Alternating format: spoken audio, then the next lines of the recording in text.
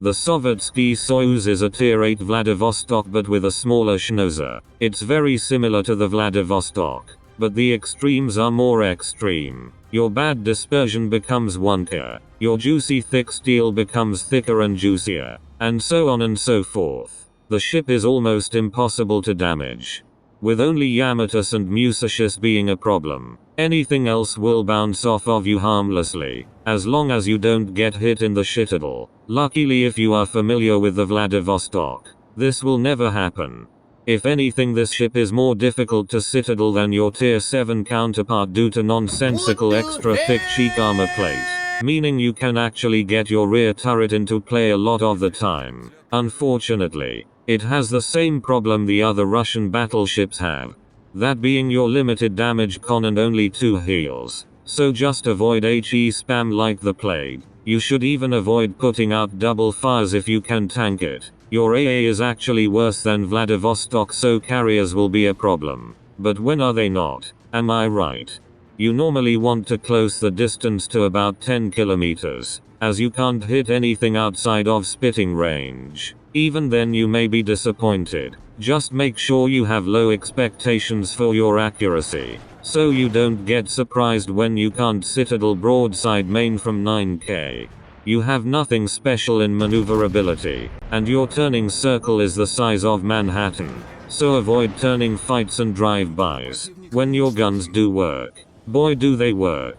Stupid Russian pen means being able to smash the majority of what you can come up against, even being able to citadel a Yamato from near maximum range. You also suffer from that god-awful reload that all the Russian floating damage farms suffer from.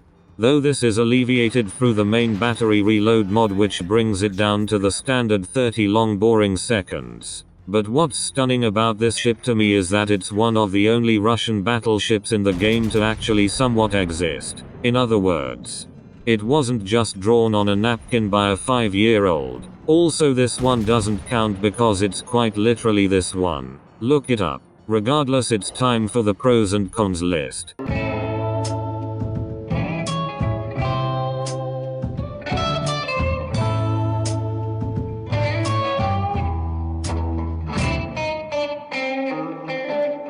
The Sovetsky Soyuz has great penetration, turret traverse speed, a quick rudder shift, is surprisingly stealthy, and has fantastic armor. Soyuz has a long reload time, is weak under sustained fire spam or air attack, has fairly poor AA, is quite slow, has a terrible turning circle, a raised citadel, pretty poor dispersion from range, and its guns are easily broken.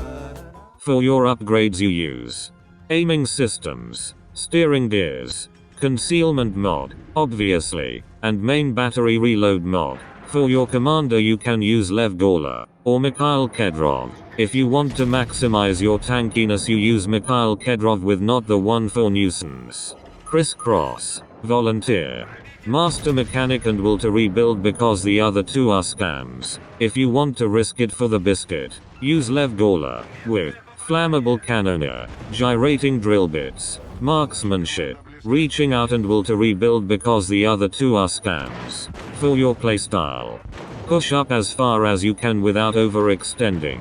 Hide yourself from DPM monsters with Rock. Make sure someone is within will to rebuild in case you run out of fire extinguishers and spanners, and start shredding like there's no tomorrow. I didn't like this ship at first, but it just takes some getting used to if you are inexperienced with it. But once you get the hang of it, it can be a lot of fun, and it's all about having fun. I'll see you guys in the next video. Take care, like, subscribe, whatever, goodbye.